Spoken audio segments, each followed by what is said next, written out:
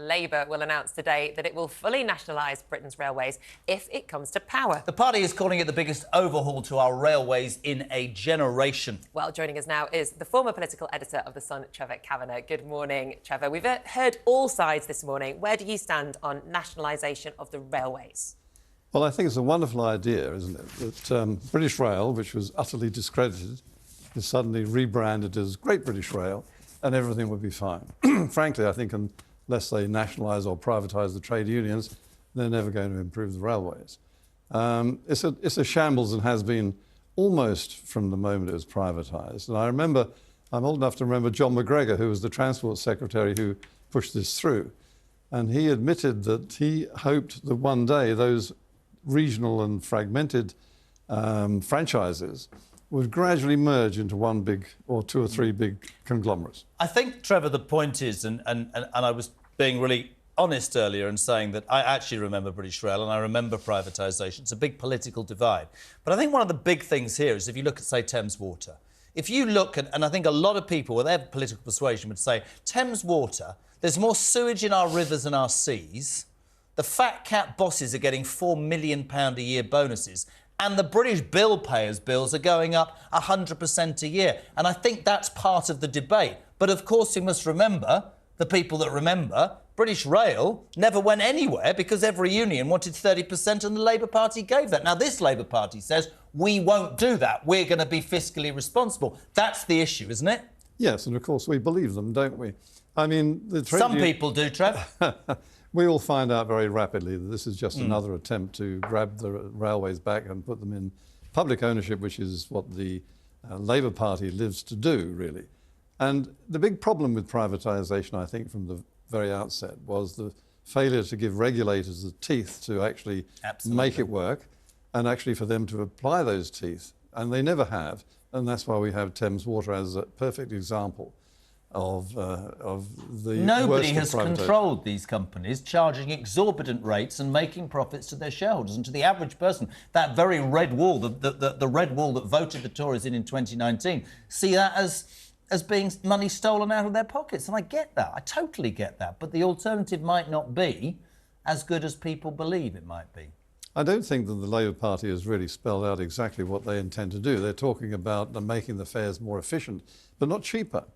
You'll have the best possible available fare, price ticket but it could guarantee. be much higher than the other fares would have been if it hadn't been for this attempt to renationalise them. I want to move on now because I really want to pick your brains over Deputy PMQs yesterday. Lots of name-calling and one-line zingers they've been called in the press. I think both sides had a couple of zingers. What do you make of the comment that most people are talking about today, this whole pint-sized loser comment? Of course, many people saying online, actually, that the phrase itself was not penned by Angela Rayner, but it was in Nadine Dorries' book that she'd first referred to Sunak as that. So maybe there's a bit of a get out there saying that, well, I'm only quoting Nadine. Yes, it's one of those isms, isn't it? Diminutism.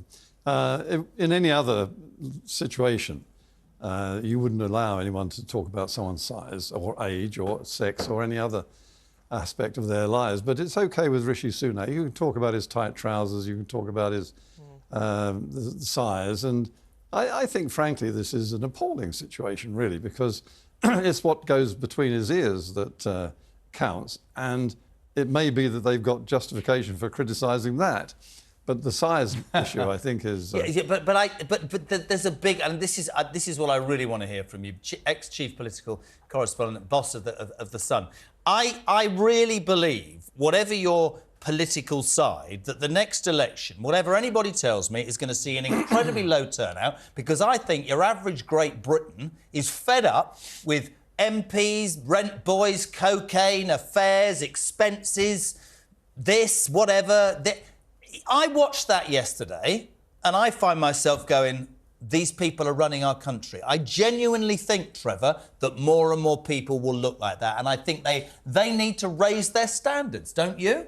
Well, I think we have a very low-grade quality of parliamentarians at the moment at all levels, frankly. I think that by comparison with the cabinets even of recent years, John Major and Tony Blair, let alone the Thatcher years, are really pygmies in comparison. Look at Frank pygmies. Field, who died sadly yesterday. Yes. A proper politician for his constituents, for his belief, even if it meant going against his party. Did you say the same about Boris Johnson, though, when Boris Johnson would make these kind of comments?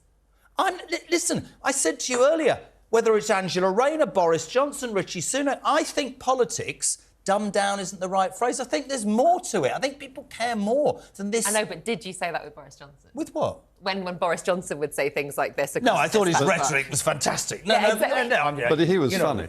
He was funny with it. Yeah. Angela Rayner. Right, so this is it, right. Yeah, she's got us, Trev. She's got us. I think I may have you a little bit here, because the crux of it is whether or not it's made you laugh, rather than whether or not it's right, or whether or not you agree with the person who's saying it. I think it's easier to laugh at a bumbling fool, but I'll hold my hands up as well. I'm sure I'm defending Angela Rayner far more than I would defend Boris Johnson if he was to do the same thing. A lot of it's about bias and what you find funny. And of course, you cannot use the word bitchy, can you?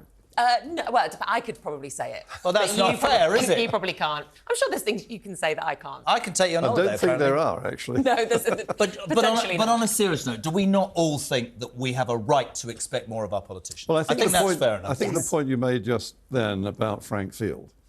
I mean, Frank Field was a guy who thought and did what he thought was right, whether it was in tune with his party or the government of the day or otherwise. And I think that frank and, in his case, fearless aspect of politics is gone. If Frank Field were the Labour leader, I think I'd vote Labour. Yeah. Mind you, he was pretty much a Tory. But I think when David Miliband ran to be the Labour leadership, I think many people would have voted for David Miliband. I think they voted in the wrong brother. I do think that those sorts of politicians one can believe in a little bit. Blair took the people with him. Whatever you say, Boris took the people with him. Thatcher did. I just look at it and I go, you can't, I mean, people laugh at me. You can't go to the doctors and the dentist. You can't. No, we've got worries abroad. We've got immigration problems, and they're standing there calling each other names. I just don't think it's impressive. I don't think it's good enough. Just quickly, I've been talking to quite a lot of fairly senior Labour figures in the last couple of days. And interestingly, they think that it's not going to be a landslide, that it could be much closer, as indeed it has been in the past, such as 1964, when Harold Wilson was steaming to a huge victory and only won by, I think, 4 seats. May.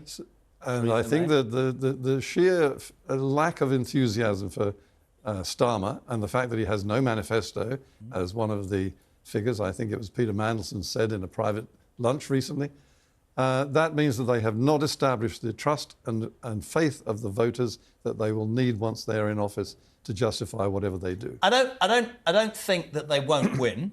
No. But I do think very quickly the view from the cheap seats is a lot easier. And I think the reality financially, which I think is why Rachel Reeves is at pains to point out every single day, we're not going to promise this whether they will or not. I think we're in for a hard time, whatever government we get. But I actually do tend to agree with you. I don't think it'll be a wipeout, because I think it's a bit like, you know, they'll get in the booth and people will go, what does this mean? Be interesting to see anyway. Mind you, we could both be completely wrong. Yeah, we could be wrong. They could win by 400 seats and Trevor and I will never work again. Only time will tell. Speaking of time, we've run out of it. Trevor Kavanagh from The Sun, thank you so much for joining us this morning.